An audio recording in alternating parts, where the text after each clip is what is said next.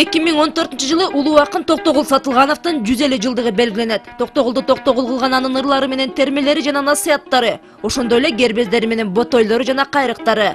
Эми анын чыгармалары түрк дүйнөсүнө даңазаланып, Сатылгановдун 150 жылдыгы түрк тилдүү өлкөлөрдө белгиленет. Түрксой уюмунун кеңешмесинде биз ошол Токтогул Сатылгановдун жылын белгилөө боюнча маселени көтөрүп чыктык. Себеби 2014 жылы биз улуу акыныбыздын 150 жылдык мааракесин белгилейбиз да.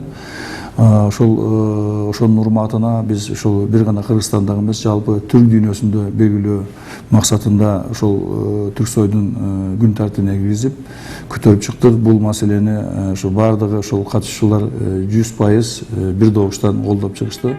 Токтогулдун тагдыры ошол кездеги кыргыз элинин жалпы тагдыры менен үндөш жана тамырлаш. Ошондуктан анын замандаштары Эшмамбет, Кургоол, Калык, Алымкул, Атай сыяктуу залкарлар алдынан кыя өтпөй кастарлап, өздөрүнүн устаты катары таанып, таалимин алып сыймыктанган дейт академик Абдылзажан Акматалиев.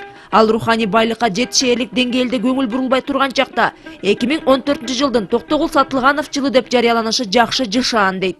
Түрксой Токтогул Сатылгановдун жылы деп 2014 жылда жарыяланган атканы мени адабиятчыларды, жалпы эле коомчулуктарды кубандырат деп айтсам болот. Анткени ошо эгемендүүлүктөн бери Токтогул Сатылганов жөнүндө жакшы изилдөөлөр дагы, терең ойлор, пикирлер дагы болбой келди да. Токтогул Сатылганов Кетмен төбө өрөөнүнүн Сасык Жийди айылында туулган. 1898 жылы Анжан көтөрүлүшүнө катышты деп Сибирге сүргүнгө айдалган. Сатылганов колунда кишенин, бутунда зоолусун сүйрөп, Сибирден кийин жөө качып келген. Ак жерден каралабан түнө байлар менен манат жеткен. Я. Деп балам уктуң бекен. Ошол Токтогул деген ошо сизби? Ооба. Сүргүндөн келгенден кийин бир нече ырларды жана термелерди жараткан. Алардын көч башында Алымкан турат. Алымкан. Ошондой эле Жаныш Байыш, Курманбек, Саринжи Бөкөй, Гедейкан, Олжабай менен Кишимжан аттуу дастандарды комуздун коштоосунда айткан. Кыргыздын элдик чыгармаларынын уюткусун түзгөн күү атасы да болгон.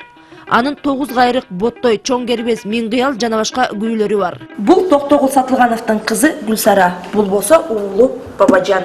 Мына ошол Токтогул Сатылгановдун 2 баласы тең бул үйдө жашагандыктан 1989 жылы бул үй Токтогул Сатылганов атындагы Адабият жана искусство музейи болуп түзүлгөн.